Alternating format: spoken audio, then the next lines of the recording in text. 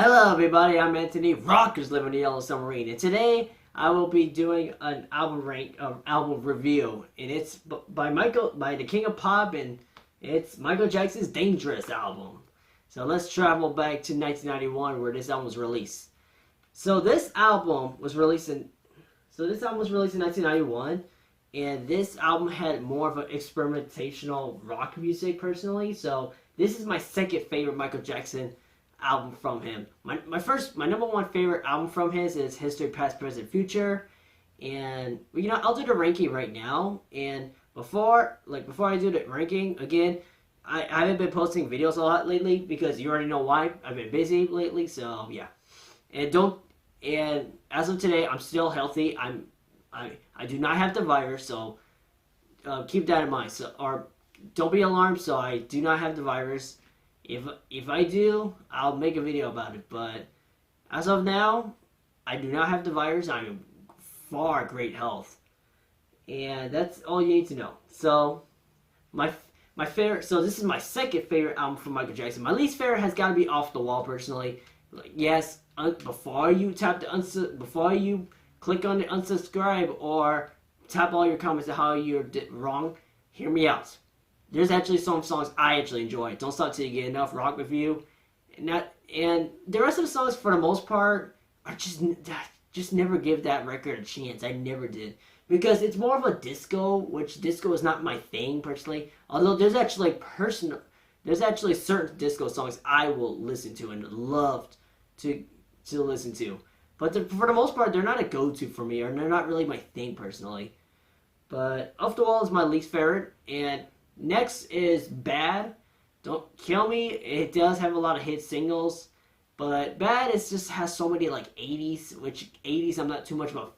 I mean, 80s is basically all over the place. Let's just say that. I don't hate the 80s, but it's just especially now that 80s musics are all over the place, especially as glam metal too. And the next up is Thriller, and Thriller has so many good musics. Beat It, Thriller, and Billie Jean, pretty much all the hits. But I have to address this again.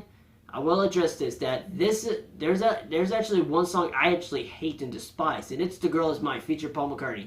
Because as a diehard Beatles fans, listening to this song, especially from Paul McCartney's 80s era, cringes me hard. It cringes me because his songwriting became so it's annoying. Not only that, he followed trends, what was popular at the time, and not in a good way either. He just makes it sound so repetitive for the most part. That's why I don't listen to his catalog that much, and that's why I listen to the certain bands that influences them, like Black Sabbath and the Beatles and even Metallica and Iron Maiden.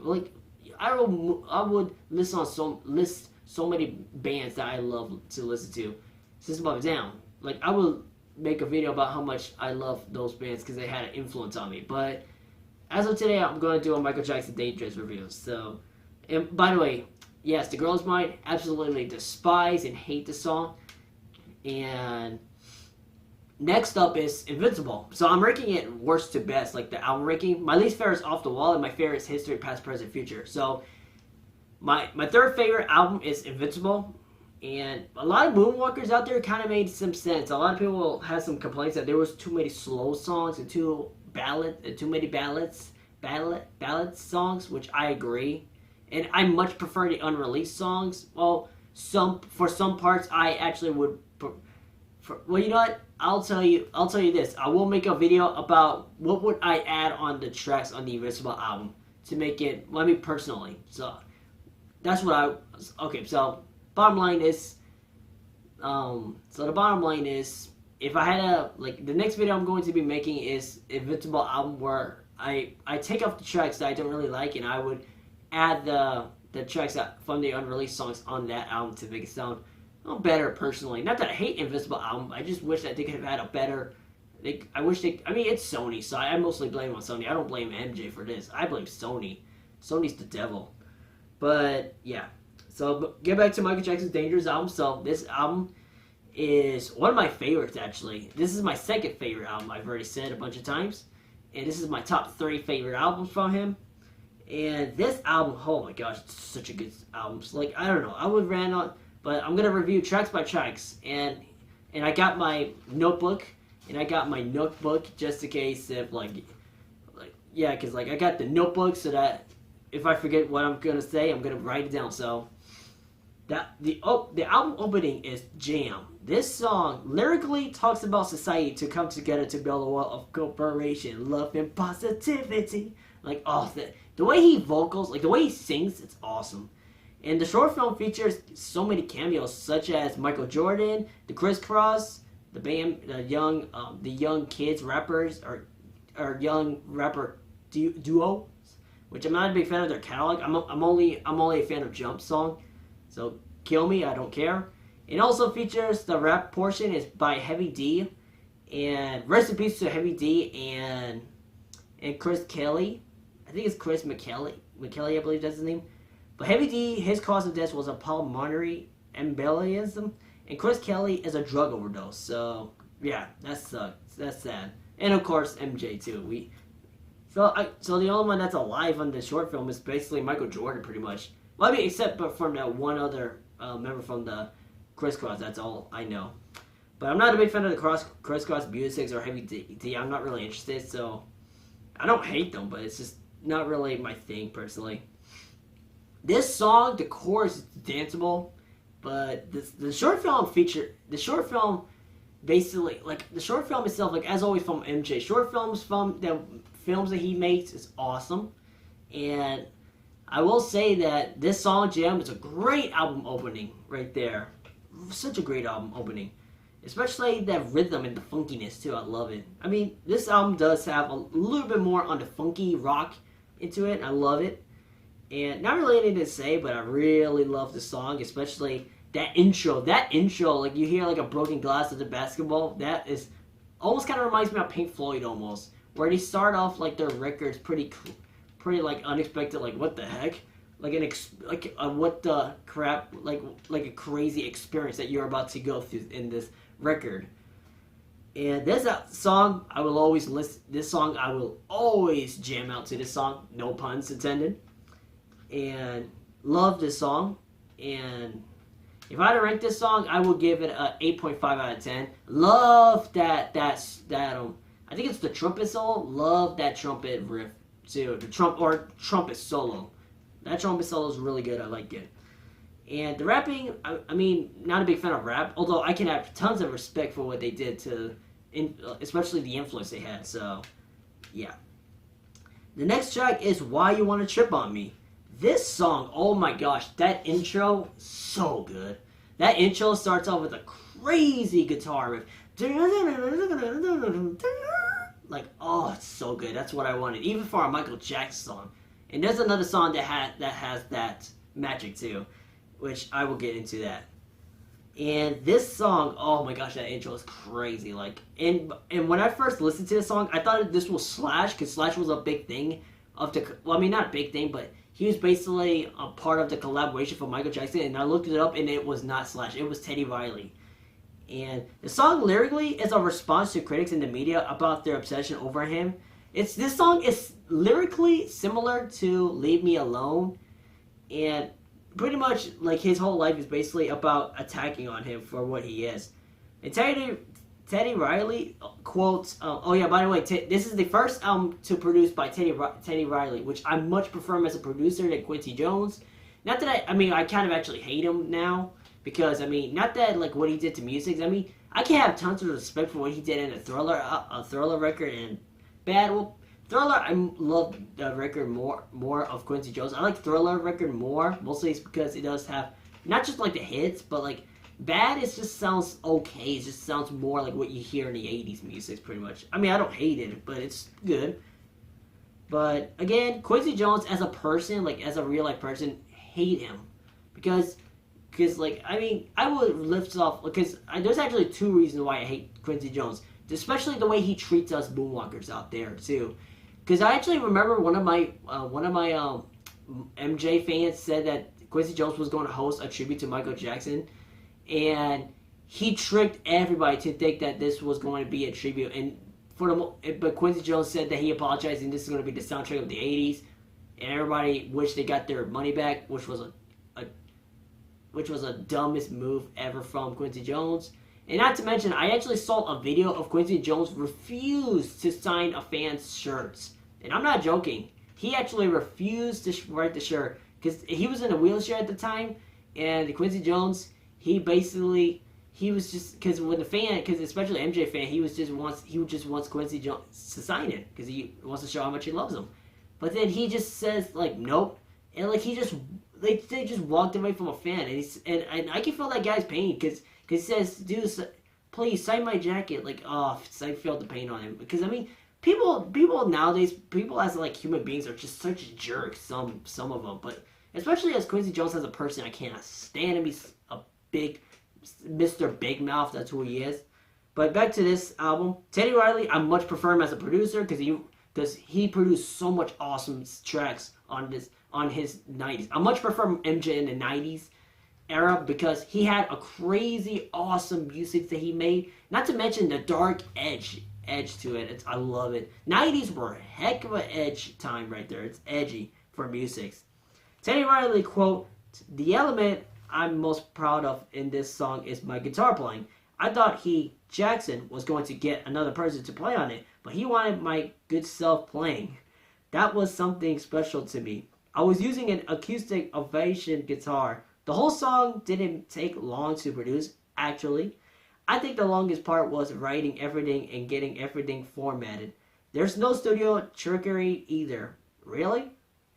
Or really? When you're doing, or no, that's not what he said. He said really. When you're doing analog, it's pretty much getting everything on tape. It's very warm. That's basically it. So yeah, he must have. I mean, Teddy Riley as a producer. Oh, he's such a great producer of this album. Not to mention so forth. Like in this, like as a producer, much prefer him over Quincy Jones.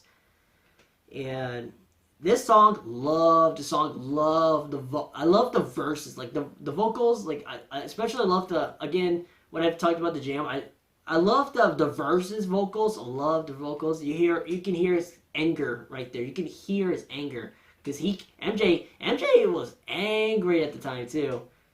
And in the chorus, love that chorus too. I mean, Michael Jackson's so good at making basically music sound awesome. I mean, this is why he's the king of pop. This is why no other pop musician will never be as good as he. Will never be as awesome as he is. And I love that the funkiness. I mean, again, it's a little cheap to say, but love the funkiness. But it's true. The funkiness in the song is really good, especially that solo. I forgot that I can't call it the bridge, but that solo. I forgot who did. I forgot what was it called. Like in the middle of the song, you hit a dun, dun, dun, dun, dun, dun. Like I forgot what was it called, but like a music solo, if you will. I don't think it was like a guitar solo. I don't think it was. But that solo right there is quite interesting, even for musically. Love this song, even as an intro. That introduction, love the intro. It's shredrific, and unless if it's not your thing, you're not going to like the intro. You're going to despise it. I mean, it's not too long. It's like around like 10 or 11 or 12 seconds. So I don't care how many seconds it is. If it has an awesome solo, I'm fine with it, even for a metalhead too. And not to mention, I've actually heard one of the Moonwalkers fans. I've actually heard one Moonwalker fan saying that they do not like the intro because he hates the instrumentation drowns out Michael's vocals. I'm just like, well, that's the part of showing experimental rock music, and not to mention, it's not always about the vocals. It's all about the music. That's why I always I wish people can just stop saying, oh, he sings good, or sings like, oh, what is he talking about? Like, if the music is good, then it's awesome. This is why I got into metal, because I love the music. Like, well, there's some metal bands out there. This is why I love music, because of what it is, too. This is why I'm a metalhead, too, because I much rather sit there and listen to music, and rather just say like, oh, like keep saying like the vocals. I mean, don't get me wrong, the MJ's vocals is awesome, and especially because I don't know, but again, it's not always MJ's musics are not always about the vocals. Well, I mean, his music does rely more on his vocals because it is him, MJ. But you gotta at least open up to his music, how he makes his music too. That's that's what sold me the most out of all his catalog. Especially that's what sold me and got me to more to listen to rock musics, and that's how I got into the Beatles, and I got into metal musics, and and so forth. But the next track, the third track is In the Closet. Oh my gosh, this song is so good. Oh my god. I mean, you're going to hear me saying this song is so good. Like, I mean, literally, this song, personally, this album is so awesome. I love this album. Love the crap out of this album. But this song is basically a love song. Let's just say that. Because due to by the way, this it's but because by the way, this the song production wise, or basically the lyrically, it's basically a love song, but due to the problems in his life, can't exactly publicly exhibit his feelings, which that's how he created the title for the track, In the Closet, which because that's why he said in the chorus, where he said like later on the chorus where he said, so let's keep it in the closet. So that's what he meant by that, keeping their feelings, like their personal feelings in there. And this song, loved the introduction. The introduction, I mean, the way Michael Jackson creates the musical dynamics in it, especially in this song, is way more on the dynamics. Oh my gosh, it's so good. Like, it's that awesome. Like, you can feel the rhythm of, I mean, not the rhythm, but you can feel the vocals from MJ, like in the chorus, too. Oh my gosh.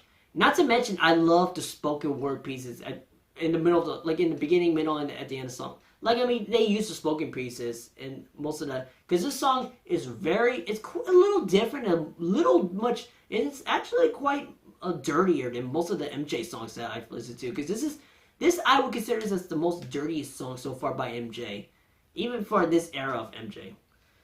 This song, especially the production, Michael Jackson originally intended to have Madonna featured on the track, and it took her out for dinner that 3 times in early 1991. Madonna, quote, I think all he wanted was a provocative title, and ultimately he didn't want the context of the song to live up to the title. Engineer Rob Disner recalls approaching Michael after the meetings when I asked, quote, when I asked Michael later about her visit, he said she scared him. Yeah, we can see why. She was replaced by Princess Stephanie of Monaco, who used her seductive speaking voice in lieu of Madonna Eskew vocals. The short film also features Naomi Campbell. And she was, if you don't, because I mean, some people out there, if you're an MJ fan, or if you're basically a fan of basically models, you're going to really recognize her. She's one of the influential models at the time too. And I wasn't a big fan of her. I wasn't a big fan of her career, or her career. But especially how my parents were talking about the short film, especially how she was in the Michael Jackson film, I had to give her a little credit too.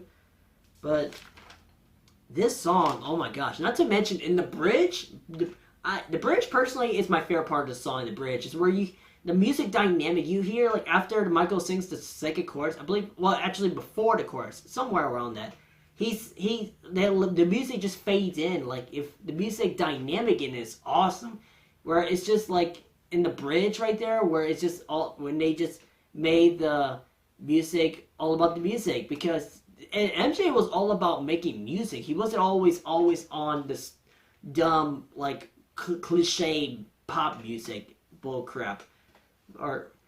And MJ finds a way to know that this is all about making music and not just making cliche musics or pop musics.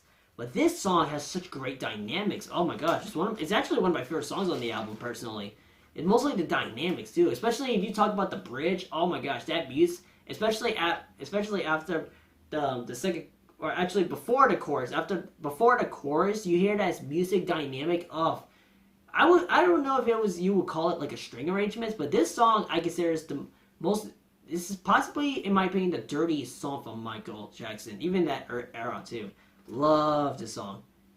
Oh yeah, forgot to mention, the ratings. Jam, I would give it an 8.5. And why you want to trip on me? I would personally give it a 9 out of 10 because of how great that intro is. And In a Closet, I will rank this 9.1 out of 10. Or 9.2, mostly because of the dynamics, too. I love it. Especially in the middle of the song, too. I love it.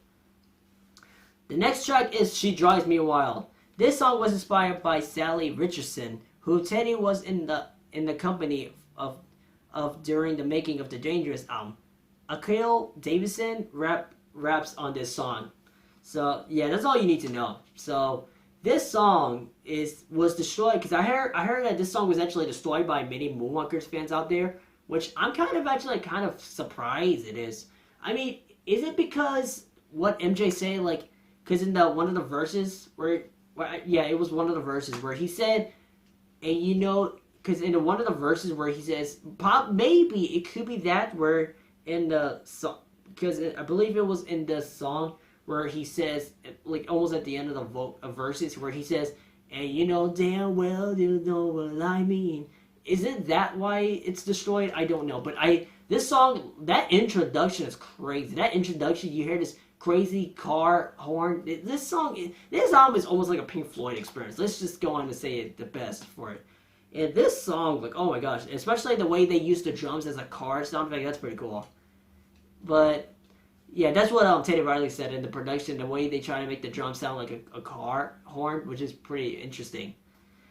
But that chorus, love the feels, especially the backup vocals. The backing vocals was really good, especially the feels of the vocals too. I love it. That's basically one of my favorite parts of MJ's music. Is not just all about the music, not only just the music, but like the vocals. The way he sings it is so good, especially the backup vocals that fits so well to his vocals. That's awesome. And the next track is, besides Jam, that this was a hit song in the Closet. This is probably one of the most, if not the most well-known songs from MJ.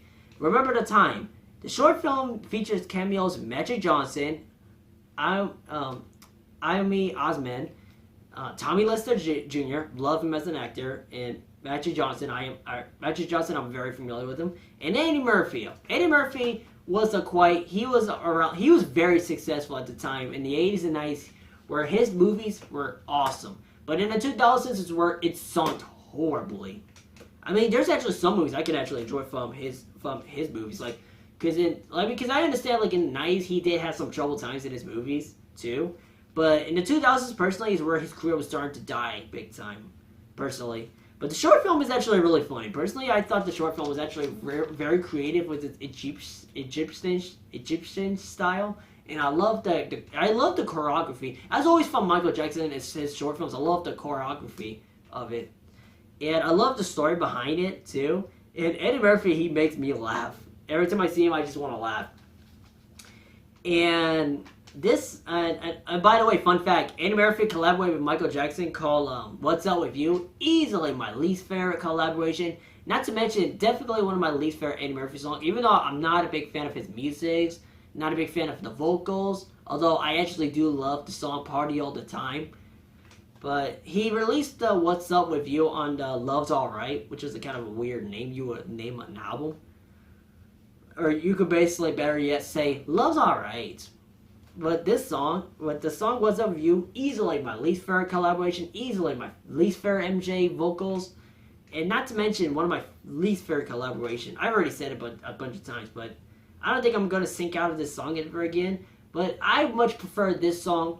I mean, even though I don't play this song that much, but I don't know. I would put that along with The Girl's Mind, which I don't really like those songs personally. I don't really love these songs. It was personally, even for the early 90s, it's kind of cheesy personally. Maybe it's because I'm a metalhead, I want more of the dynamic of the music. Don't get me wrong, and the bridge part of the song is pretty good, but the vocals from Eddie Murphy, not really my favorites. Has never been one of my favorites. But sometimes Eddie Murphy's vocals can give me a laugh, especially as an actor who loves his movies. Hearing his music makes me laugh. But the song Remember the Time is like the funkiness. Oh, it's so good. Like, yeah. Like, it's not like dirty, but like, oh, the funkiness is awesome. But it's basically almost like it. The song, like in the verses, you hear his this one's a little different vocals. Well, I mean, at the end, he does have shouts, like as always from MJ. I love his vocals. But in the verses is where you hear his his voice is a little deeper than, especially as a mic, especially in this era or in MJ's music, because this song in the verses and especially in the chorus, his vocals were a little deep, but in the bridge part, you could argue that his vocals. A lot of people would say the bridge is one of their favorite parts, which I agree. And even because many people would say, you could have made you easily could have made this a song from MJ. I'm just like, cause there's actually some reviews about the song "Remember the Time," and they say they did not like the verses vocals, even though they don't hated them, but they said that when they got to that shout portion in the bridge, they said you could have easily made this a song. I'm just like, well, I mean, MJ's experimentation with the music. He's not always trying to be exactly the same. I mean, personally, his music don't really exactly sound identical. Maybe it's because I'm a bigger fan and love his musics. Especially the unreleased songs, the original demos, not the rework or remakes.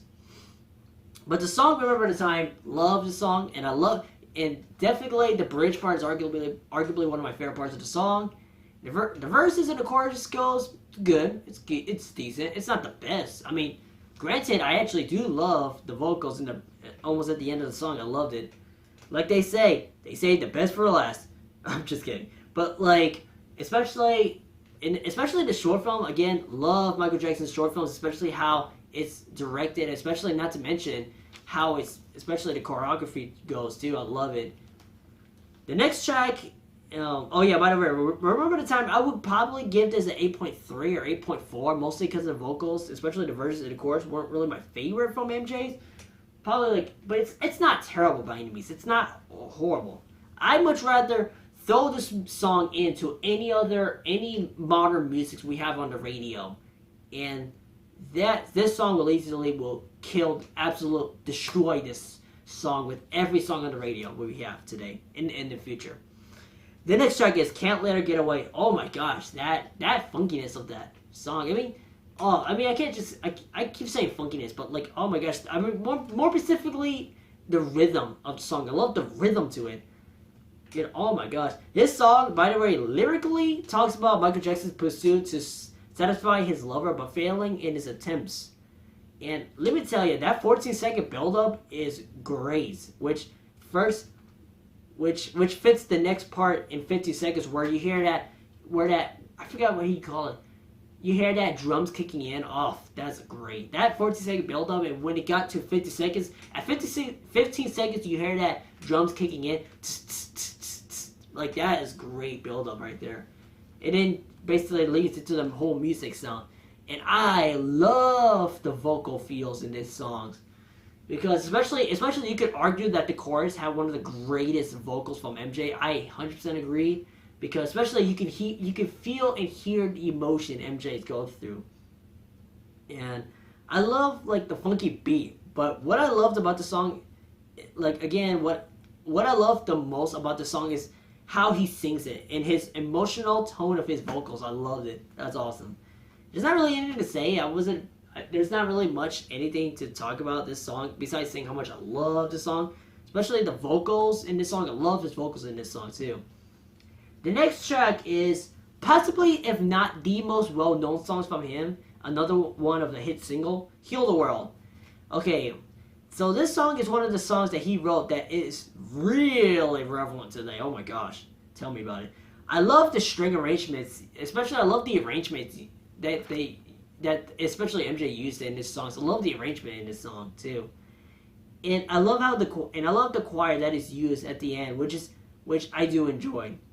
It's similar to "Man in the Mirror." Acoustic guitar is a nice touch used in the intro and the spoken pieces. Well, not in the intro, but like you hear like a string arrangements in the intro, and then you hear like a child. You hear like a child's spoken word pieces especially I think it was also at the end too.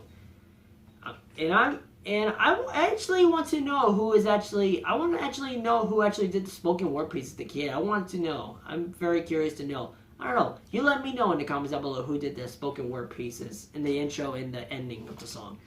But this song, not really anything to say. Love the song. I love this how it's arranged. Especially as an acoustic guitar they used in this song, really nice. But a lot of people will pick this as their least favorite because they say They say, oh, it goes on for too long. You don't even honestly don't listen to music, honestly.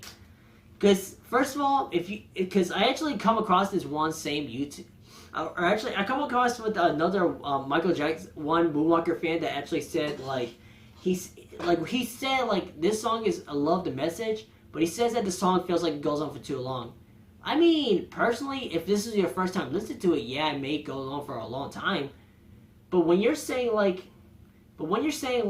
oh this song goes on for too long, and all this song goes on for too long, I mean, you honestly don't listen to music. You honestly don't listen to music because if you do, you will honestly know why we love that. But again, this song I actually never felt like it went on for a long time. I never did. Even for the first time I listened to it, I don't care how long it feels. If it's a good music, then it's a good music. This is why you gotta get into okay, I actually found the secret sauce to actually enjoy music for the creativity. So if you have not yet, if you want to become like a person who loves music, especially like classical music or metal music, get into Metallica's 80s albums. Strongly recommend you to listen to the 80s albums from them.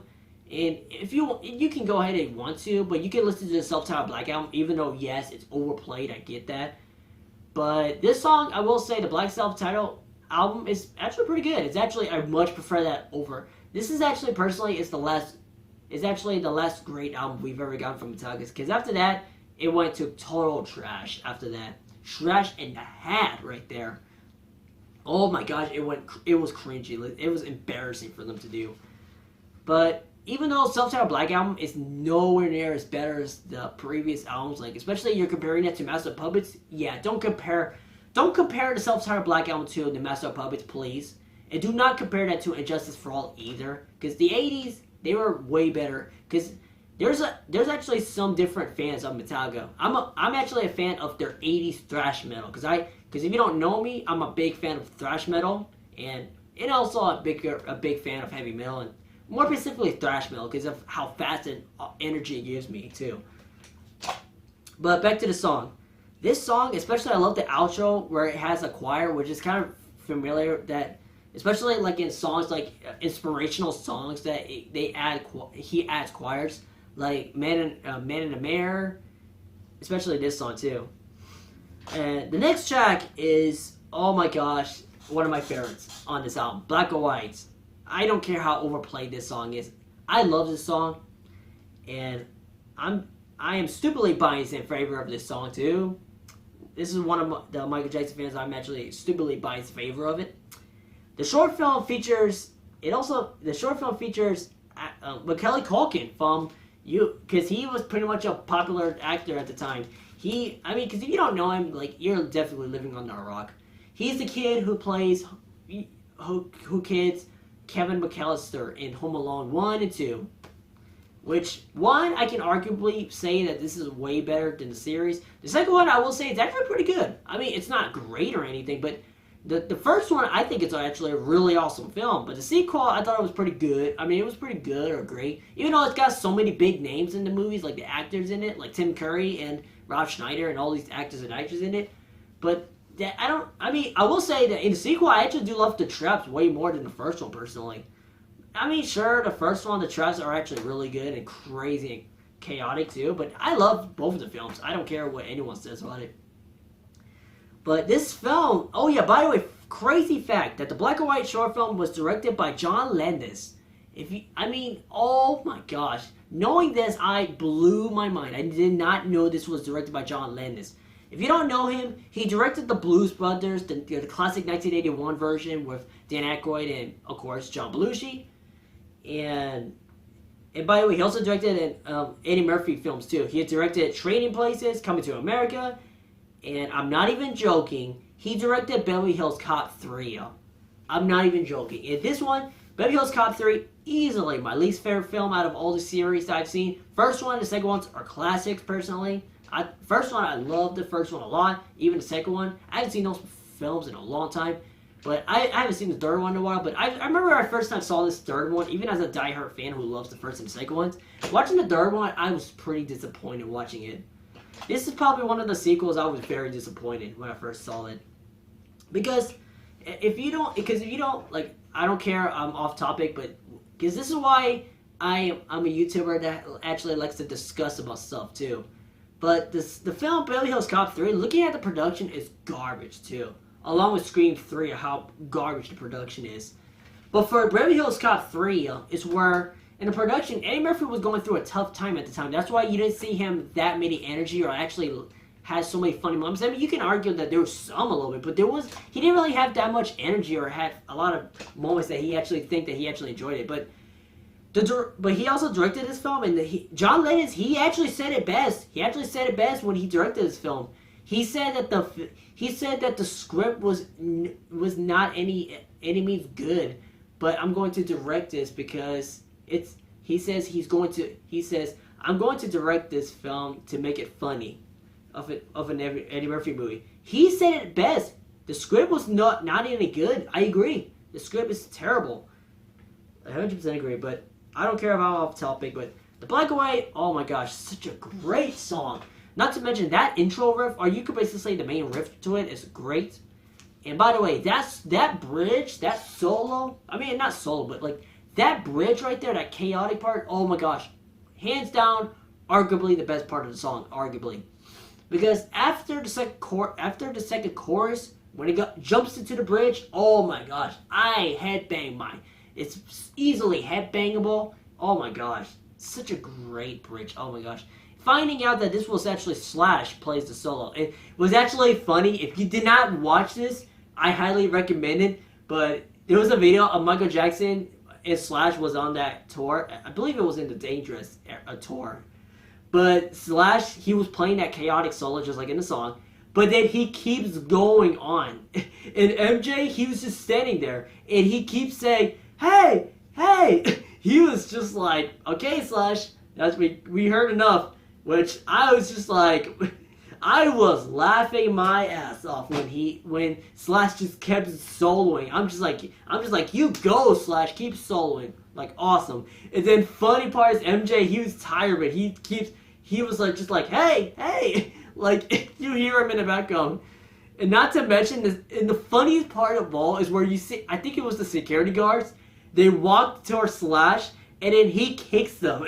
And you can see that grin he made, too. He was laughing his butt off. And then suddenly, these security guards were just like, come on, man, we have enough. But then Slash just keeps going. But then later on, of course, he goes into, of course, the next, because I believe in the tour, in the promotional tour of the Dangerous, is where after, I believe it was after Black and White, after this chaotic solo, they went into the Billie Jean dance. I believe it was that one. No, it wasn't that one. Well, I mean, I think it was performed in Japan, I believe. But look up Michael Jackson, look it up. I forgot what it specifically words when you look it up on that video. But it's Michael Jackson, or actually, or I don't know how you would call, because I would say Michael Jackson, or because typing it in your keyboards, slash interrupted Michael Jackson. I think it was that one. I don't remember what was it. But type in Michael Jackson or Slash, then you'll see the video what I'm talking about. Like when Slash keeps guitar soloing, and Michael Jackson was just like, hey, hey. He was just standing there too. And Michael, he was just standing there. He was just like, oh my gosh, when's he gonna go? When's he gonna stop? I'm just like, oh come on, let Slash do it. Because especially Slash is a guitarist. Oh my gosh. This is why I do actually enjoy Guns N' Roses for quite some time. So I'm not the biggest fan of Guns N' Roses, but hearing him as a guitar player, oh my gosh, awesome. But especially the rap, I forgot who did the rapping. I'm sorry, I forgot who did the rapping. I think it was by the nickname LTB, something like that. I think that's his name. I could be wrong. But the short film itself, very well directed by John Landis too, and yeah. I'm not going to, I mean, there's not really anything spoiler to this short film. It's not really anything like storytelling or anything. But the intro is basically Macaulay Culkin pumping up some music and one of his fathers. Especially, I love how they got the actor who plays the father too. That's awesome. He was very popular at the time. And in a short film, not to mention, not only the way it's directed, oh, I loved it. Especially the shots too. Even though, yeah, it is pretty much the 90s where it's basically like in your face. Well, not always in your face, but sometimes it's in front of your face. And I love like almost at the end you see Michael Jackson doing his best of the well, I mean not tap dance, but like his choreography of the dancing at the almost at the end of the short film. Oh my gosh, arguably one of the best parts of the short film. Well, because back to what I said about the bridge as one of my favorite parts of the song, but for the short film, the almost at the end where he was dancing his guts out, but like, man, he was just throwing up, or not throwing up, he was throwing objects, he was just crazy about it. It was yelling his lungs out. Oh my gosh, it was awesome, hands down. And he turns into, I think he turned into a cat, or was it a cat? Yeah, it was a cat. I could be wrong, but that was awesome, hands down. One of my favorite short films. Well, I mean, not if not my favorite. This is definitely my top 5. So the next track is where it starts to jump down to my least favorites. So the next track is Who Is It? I mean, the intro choir is a nice touch, and the spoken word pieces in the verses where they added string arrangements to it is, I mean, well, actually, the spoken word pieces in the I mean, not the spoken word pieces, but it's similar to Remember the Time where his vocals was a little deeper, because I understand he was getting older at the time too. I understand that. But then in the choruses, I don't think the chorus, as far as the chorus goes, I don't really think it's going to date well, or even the verses or the pre-chorus, if you will. I don't think it's going to date well.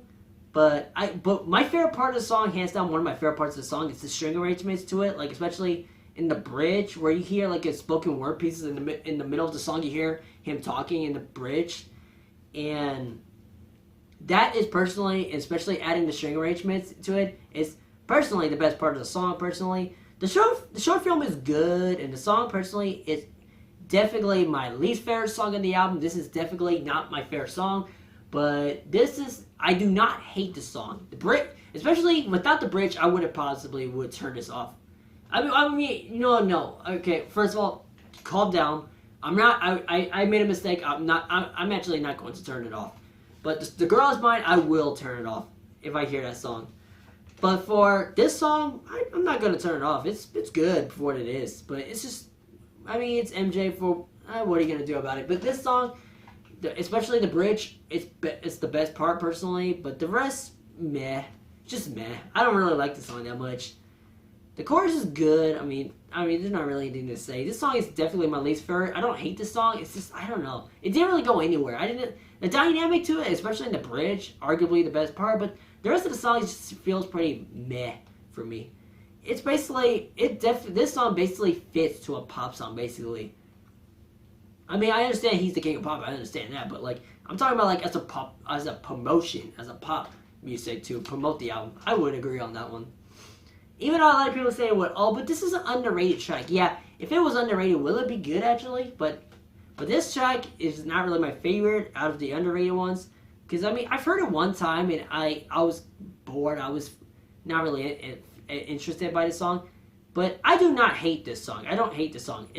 But it's definitely not my favorite on the album. It's actually my least favorite song on the album. It was a little slow personally. I mean, not that I hate slow songs, but it's alright.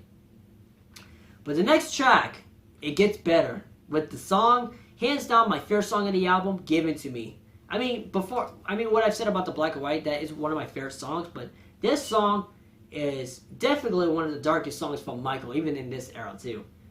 This song, oh my gosh, that intro riff, or basically the riff in the middle, like in the guitar riff and the verses, oh, so good. This is actually one of the songs I actually wanted to learn on the guitar, but I never got the time to do it. But oh my gosh, that riff, and not to mention that crazy solos, like, because I mean, there's one solo and then that second solo was like a shred fest. Oh my gosh! And by the way, fun fact, it's by Slash. This is one of the songs I mentioned Slash. I mean, Slash personally is one of my favorite guitar players of all times. He's definitely in my top 10 or my top 15. But he's not like the best, but he's not the worst. But I love it. I mean, you cannot say no to Slash. I mean, Slash is an awesome guy. And again, what I've talked about Guns N' Roses, I actually do like Guns N' Roses. I mean, Guns N' Roses are not really my favorite band. I mean, they're not my favorites. But here's the thing. But without Guns N' Roses, without Slash, I feel this band would have not been as well known or popular by him personally. I mean, it does have Axl Rose as the vocals, but I don't know. I'm not a big fan of Guns N' Roses. Not that I hate them, but it's just I wasn't not a big fan of the band. Although there's actually some songs I actually enjoy by them. It's not just the hit songs, but I don't know. But this song is actually really. But the band is good. I'm gonna say I actually do like Guns N' Roses. I don't love them, but I do like them. But to be fair, this is why I love this song the most. I mean, it's because it's Slash. That's why. It's because this song is more of a hard rock ballad, personally, if you will. And I love Michael's vocals. I love the emotion vocals right there. What I said about the Can't Let Her Get Away, that I love you can feel the emotions, but I love the feels to the vocals, man. Oh, I love it. So good and powerful, not to mention. And it definitely goes along the motion, and the feels is so powerful too. Like, this is easily my favorite song of the album, hands down. I know a lot of people are going to be hating on me for saying this. Before you tap down subscribe button or type your keyboards about hating what I'm saying, but hear me out. Give It To Me song is I mean, it's hard to say it's one of my least favorites, but this song, you cannot say no to this song. Let's just give this a... Many people say Who Is It is the most underrated song. They literally don't dig into it. They literally don't know this song existence. Because Give It To Me, I consider it the most underrated, if not the most underrated song on the album. Besides the songs that are not hit singles. Oh my gosh, this song is so good. I'm superly biased in favor of this song too, by the way. And by the way, that's solo by Slash. I don't think I ever even heard a single, like, I don't even think I never heard a bad or terrible solo by Slash, by any means. But the next track is Will You Be There? Okay, so the next track is Will You Be There? Thanks to the saving grace of Free Willy movie for making it the best song on the movie. But I will say this song much preferred over Who Is It, but much prefer Give It To Me more than Will You Be There. And let me tell you, and I'm going to review the album version, so keep that in mind. I'm going to review this on the album version. It's not on the movie or the short film version. The short film is good. I mean, short film is basically like a song based off of the movie, so it's not really anything to talk about the short film. You can basically say the music video, because I mean, call me cheating, call me a liar, but I mean, because this is a song fits to the movie, so you kind of want to call it a music video too. So, I mean, if this was a short film, this would have been his song. I mean, he just made a song for a movie, so it could have been anything. But I'm going to review the album version, the Dangerous album, and oh my gosh, that 1 minute and 50-second intro, awesome, because the full version of the song in the Dangerous album version, it includes a prelude featuring the Cleveland Orchestra and the chorus performing a portion. Oh, excuse me, sorry, I burped. And the chorus performing a portion of Beethoven's Symphony Number 9. Number 9. I'm sorry. The segment is from the fourth movement. The segment is from the fourth movement, and it is a lesser-known portion of the famous Ode to Joy by Friedrich Schiller. The English like, if you want to ask me, like, what was the lyrics in the intro of the chaotic, crazy introduction, the English translates to, do you bow down millions? Do you sense the creator world, seek him beyond the stars? Must he dwell? That's it. This track was the subject of 2 lawsuits that happened at the time in the Dangerous album. The first was a copyright infringement of the Cleveland Orchestra's recording and lack of credit to Beethoven for the use of his symphony prelude. The second lawsuit was a claim of plagiarism by Albano Carresi, don't know how to pronounce the last name, who claimed that Will You Be There was copied from his song The Swans of Bulika. But even though I've never actually heard this song, but I've actually heard one. I've never heard this song, but like, I don't think he copied it. I mean, I guess he just took that as an inspiration. It just wanted to make it sound a little different. That's what's called influence. That's what's called influence. I mean, if he was a copycat, this is another thing I loved about MJ. It's it's because he's not a hack. Because I mean, if he was, he would have never been as well known or as a respectable guy he is, too. Especially listening to Michael Jackson songs, I can hear the influence that he had too in music that when he was young. So there's not really anything to say about the song. This is one of my least favorite songs on the album, and I mean as a song, as for the movie, it's good, but I just didn't really like it that much. I loved it way more than Who Is It, because I believe after the second chorus, I believe it was after the second chorus, you hear this crazy choir, and it goes out for almost, well, because after the second chorus, they have the choir add onto it. Nice touch. But the ending was a spoken word. I think, was there a spoken word piece at the end of the song? I really wasn't know. I wasn't a big fan of this song either. Not that I hate the song, but I actually do like this song. But Who Is It, I do somewhat like. Sometimes I would say I like it, but for the most part, I'm just not really going to dig into a song that much. The next track is Keep the Faith.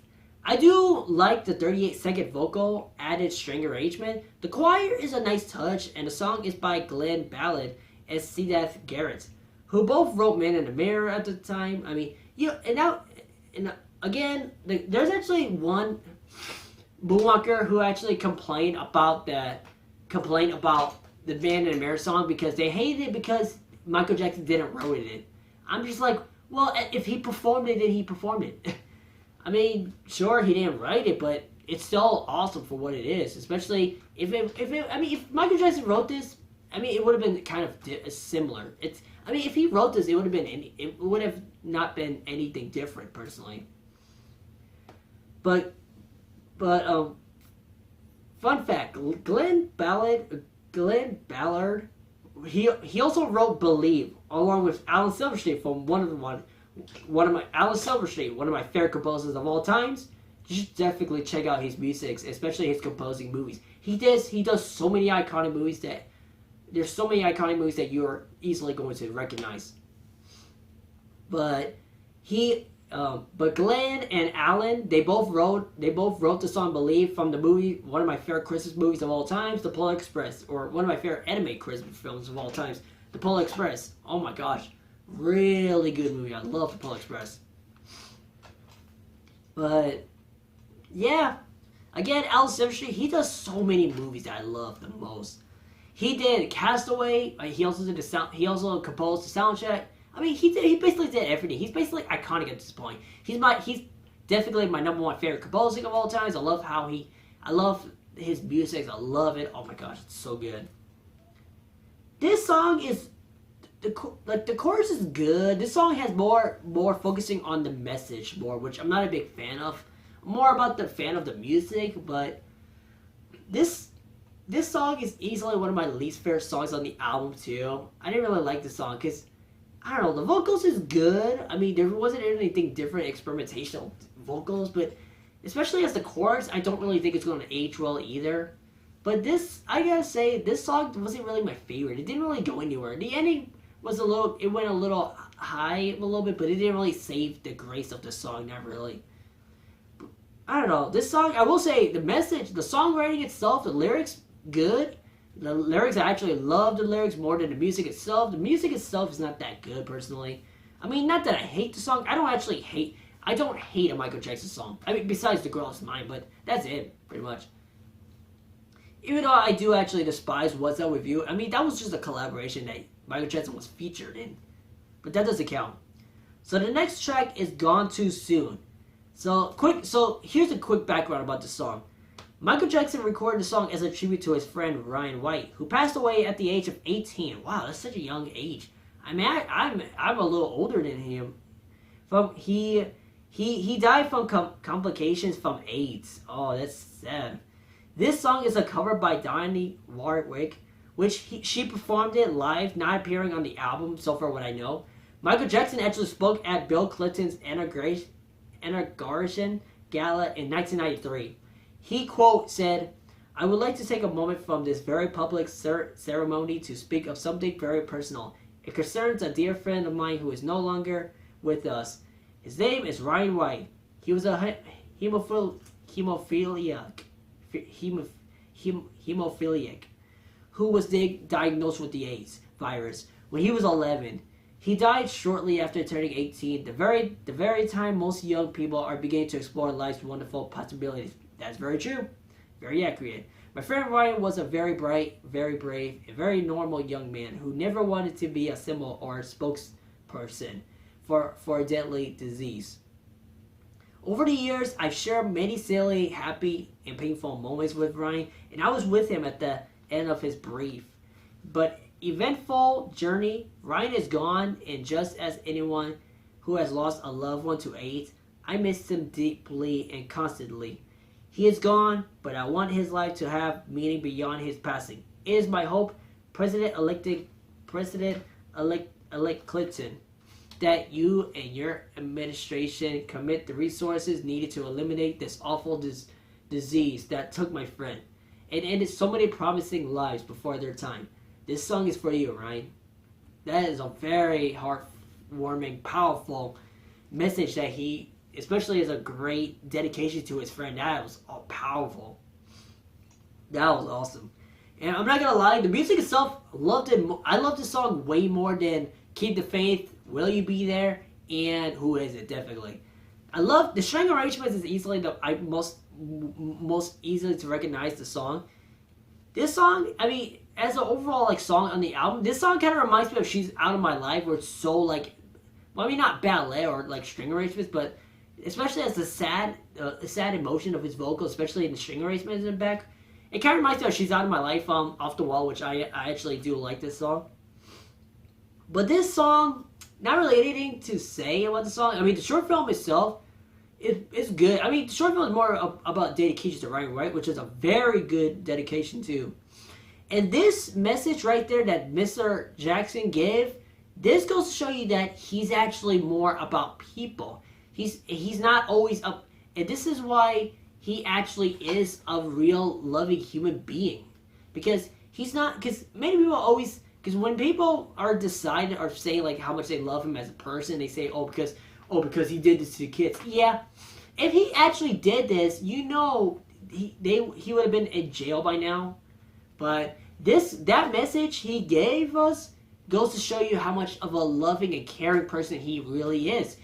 Because people always treat him like he's a pedophile, all that trash stuff, which I can't stand. I mean, sure, they don't have much evidence in it. I mean, I don't want to dive too much about the trial, because I'm doing a review on the album. But again, this goes to show you how much of a loving, caring guy he is. And, oh man, he's such a nice guy. I love him. Oh yeah, fun fact. Actually, well, not a fun fact, but more specifically a storytelling. One time I think it was last year, that I was a big fan of Michael Jackson's music at the time. That I really loved Michael Jackson a lot back then, and now I'm getting into more of the other bands, more into musicians. But back then, when I was a lot about Michael Jackson's music, I was a big Obsession fan back then. I wasn't like stalking or anything, but like I love his music, especially as a person too. I actually had a dream once where Michael Jackson came to our house and he met us in real life. And at the end of the dream, me and Michael talked, and I talked about how much I love him, especially I love what he's done to music, and basically give him appreciation of mine. And at the end of the dream, before I woke up from the dream, me and Michael, we both hugged each other. And man, that was great. That was awesome. And the next track is Dangerous.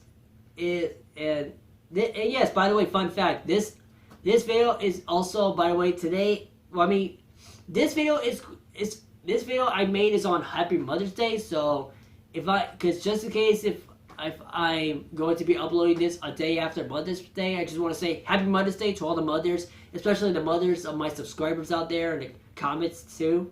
So Happy Mother's Day to all of you, especially Happy Mother's Day to my mom, and I love you, Mom. And the final track on the album is Dangerous. This song really reminds me of Dirty Diana, where it talks about a seductress whom Jackson falls for. Love this song. I mean, I mean, again, as always, love Michael Jackson's music. But this song, oh my gosh, it's such a great song. That introduction had like a build up and then slaps you in the face with that awesome rhythm to it too. And I love the vocals from Michael's. And by the way, I keep saying fun fact. By the way, I also did a dance cover of Michael Jackson's Dangerous. I went back to look at it. It's pretty cringy personally. I mean, I know some of you out there love my dancing covers of Michael Jackson. Personally, I kind of cringe a little bit because of how I was back then. But I may or may not redo them. Especially, it depends on the time of how I got to make videos like this, too. But, yeah. The video is not deleted. It's still on my channel, just in case. But this song, let me go on and say is this song, I love not just the introduction, I love the verses where it's the spoken word pieces of the vocal on the verses, mostly on the verses. And I love the pre-choruses where it gets to the chorus. That's a great pre-chorus to get to the chorus. I love that. And this song is easily, not only it's singable, but it's easily danceable too. And oh my gosh, and not to mention Michael Jackson, when he performed this song live, oh my gosh, awesome. I highly recommend you to watch any Dangerous. Just type in Michael Jackson's Dangerous live performance, because I love all the Dangerous live performances that he did. The choreography he did in the live, oh my god, I love the live. I much prefer the live. I much prefer the live version over the album version, because the album version is more on the music, but the live version just has some awesome. I much prefer the live version over the song personally, because I don't want to dive into it, but I don't want to dive into spoilers of how this song is actually better in the live than in the album version itself. Not that I hate the album version itself, but I love it. But especially if the live version, I loved way more the song. Not to mention that dance, oh my gosh, the choreography for it is awesome. But this song, easily one of my favorite songs on the album. Not to mention, this is the final track, which my only complaint about not just this song, the way they add into the songs. Personally, I would have just added Gone Too Soon as the last track on the album. And you could have put Dangerous a little bit higher on the top list of the CDs on the album. I would have put Who Is It replaced on number 13, and I would put number 14 Gone Too Soon, where it got slowed down. It's alright, but I didn't like the idea of putting Michael Jackson's Dangerous song as the last track, which is kind of a disappointment. That's the only complaint I have. But other than that, love this album. Hands down, one of my favorite albums from Michael Jackson. This is my second favorite Michael Jackson album from him. No doubts about it. And throughout the rest of the ending, I'm going to show you what this album looks like. The CD itself. Oh my gosh, this album. This is actually possibly one of my favorite album covers. An album artwork. This is easily one of my favorites because I love that artwork. It wasn't, especially not to mention the production of this album. Oh my gosh, it's so good. And this is the back case for it too. It looks very creative, doesn't it? But not to mention the production on this album. Oh my gosh, it's so good. Oh my gosh, hands down one of my favorite productions from Michael Jackson. For the most part, Michael Jackson has a really awesome and a great production value, especially in the songs, not just the choreography, but such a great basically the production for it. And basically the next ones are just basically lyrics to the songs too. The first one is Jam, of course, Why You Wanna Trip on Me. Throughout the rest of this part right here, I'm just gonna show you what it looks like when you got the CD. That's pretty much it. And yes, this is the original. This is not the remaster, just in case, just to let you know. Because I did do some research on the CD I actually have, and I'll explain how it works, how I did it. So I love the pictures. I love that pictures. It's very creative too. And after I show you this the album album booklet, I will tell you how I actually did some actually know this is original and not the rework. And pretty much, wow. I love the way they made that look. It looks like an hourglass. Like, wow. The way they made it look pretty impressive, actually, too. In this one right here, it's just basically his message. It's basically his message about planet Earth. That's basically his message, too. Or basically what he said about the planet. And this is the last page, so this is the last page. So, and by the way, this is the back. This is the back too. So back to what I said about how I know this is the original album, because I did a research.